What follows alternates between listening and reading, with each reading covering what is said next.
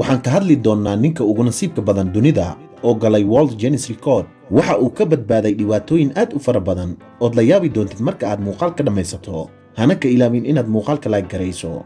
ku xirnaaw janaalkeena Ashraf CJ kuna soo biir adiga oo subscribe saaraya si aad wax badan ugu faa'iidid. mahadsanid. qiso walba waxa ay noo tahay cibro qaadasho, waxaana muhiim ah in qofka uu mar walba aaminsan yahay awoodda Alle.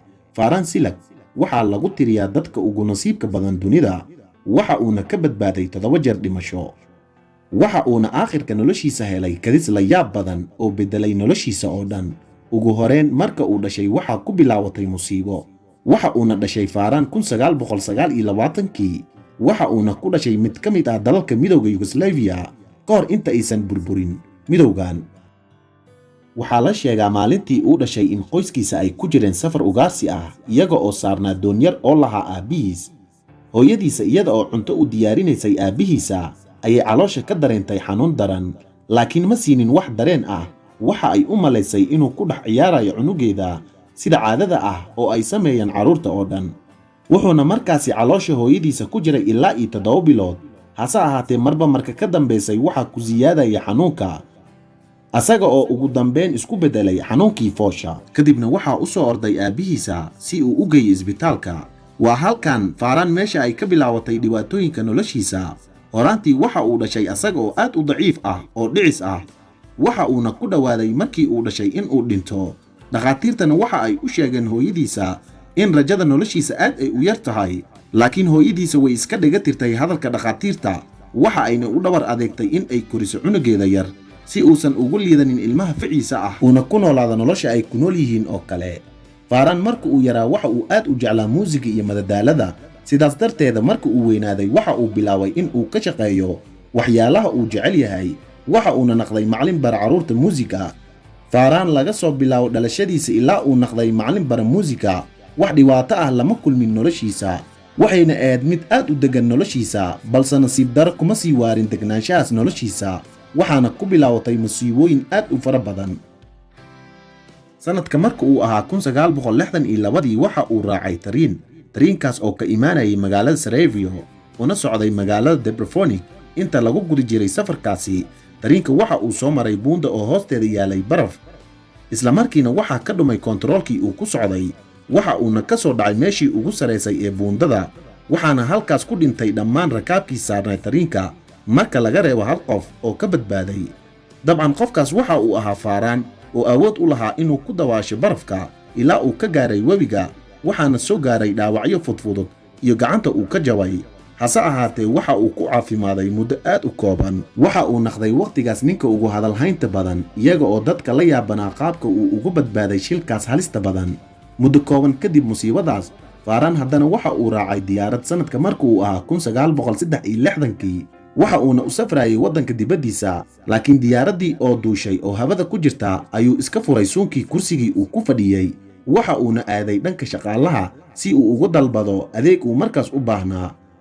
waxaasi lama filaan ah qalqal ku imaaday diyaaradda meesha laga wado. si toos ayayna isku furtay albaabkii diyaaradda. Farhanna wuu ka soo dhacay. waxa uuna ku soo dhacay meel beer ah oo ay ka buuxaan coos fara badan. hase ahaatee waxaa hawada sare ku qaraxday diyaaraddii uu ka soo dhacay Farhan. dhammaan rakaabkii saarnaa ayaa meesha ku geeriyooday marka laga reebo Farhan. waxa uuna noqday qofka kaliya ee ka badbaaday shilkaas diyaaradeed, waana qadarta Alle. dhacdadaas waxaa lagu diiwaan geliyey buugga Guinness World Record. sanadka markuu ahaa 1966, markii ay ka soo wareegatay 3 sano, Farhan waxa uu la kulmay musiibo kale. waxa uuna ku safrayay gaadiidka noociisa loo yaqaano baska kadib markii uu walwal badan ka qaaday diyaaradda iyo tariinka. balse maba sii soconin baskii uu saarnaa Farhan waqti dheer. waxa uu ku dhacay meel webi ah kadib markii uu awoodi waayey darwalkii kontaroolka baska, waxaana ku dhintay shilkaas 4 rakaab, wayna ka badbaadeen inta kale ee saarneed oo ka mid ahaa Farhan. Farhan markii ay ku dhaceen 3 shil oo halis ah uu ka badbaaday, waxa uu go'aansaday in uu naftiisa gelinin mar kale musiibo. isla mar ahaantaasna go'aan ku gaaray in uu iibsado baabuur uu asaga leeyahay. waxa uuna u arkayay in uu yahay meesha kaliya ee aaminka ah uu ku badbaadi karo.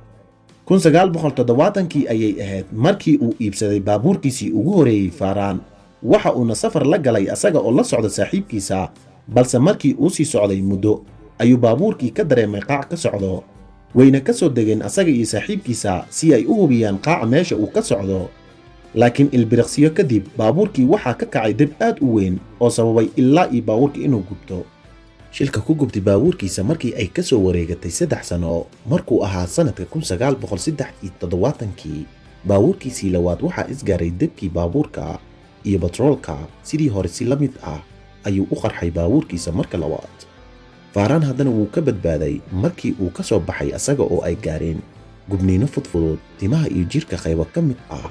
markaas kadib waxa uu go'aansaday in uusan ku soconin wax gaadiid ah oo uu ku safro lugihiisa. 20 sano kadib Farhan waxa uu u maleeyay in ay dhamaatay musiibooyinka noloshiisa, balse ma dhamaanin ee waxa ku dhacday musiibo kale. sanadka markuu ahaa 1995 asaga oo wadada lugeynaya waxaa si lama filaan ah ugu dhacay bas aad u ordayay oo xataa rakaabka saarnaa u maleeyay in uu dhintay qofkaas baska uu ku dhacay. markii ay soo degeen dadkii oo dhan waxay arkeen Farhan oo soo gaaray dhaawac iska fudud. muddo dheer kadib waxa uu go'aansaday in uu mar saddexaad ka tabaabuur si uu ugu socdo uguna badbaado musiibooyinkan. sanadka markuu ahaa 1996 Farhan waxa uu baabuurkiisii ku waday wadda ku taalay buur korkeeda, balse si kadis waxaa hortiisa ugu soo baxay baabuur aad u weyn oo ahaa baabuurka xamuulka. asaga oo ku socday xawaaro sare waxa uuna ka tuuray buurta korkeeda. buurta dhirirkeeda waxa uu ahaa 90 mitir. nasiib wanaag Farhan wuu ka booday baabuurka inta uusan gaarin dhulka, sidaas ayuuna ku badbaaday asaga oo aan wax dhaawac soo gaarin jirkiisa. baabuurkiisana wuu burburay. Farhan in uu badbaado markan waxa u fududeeyay in uusan xirnayn suunka baabuurka, waxayna ahayd musiibadii ugu dambeysay Farhan uu ka badbaado. intaas waxay ahayd 7 mar uu ka badbaaday dhimashada. hase ahaatee markii u dambeysay waxa uu la kulmay kadis la yaab badan oo aad ugu farxiyay, kaas oo bedelay noloshiisa oo dhan. sanadka markuu ahaa 2005 Farhan waxa uu gatay warqad bakhtiyaa nasiib oo lagu guuleysanayo lacag aad u fara badan, asaga oo rabay in uu tijaabiyo nasiibkiisa. kadiska la yaab kale waxa uu yahay in uu ku guuleystay lacag dhan $1 milyan ah. Farhan maanta waxaa lagu tilmaamaa dadka ugu nasiibka badan dunida in uu ka mid yahay. waxa uuna kaalinta koowaad ka galay buugga Guinness World Record.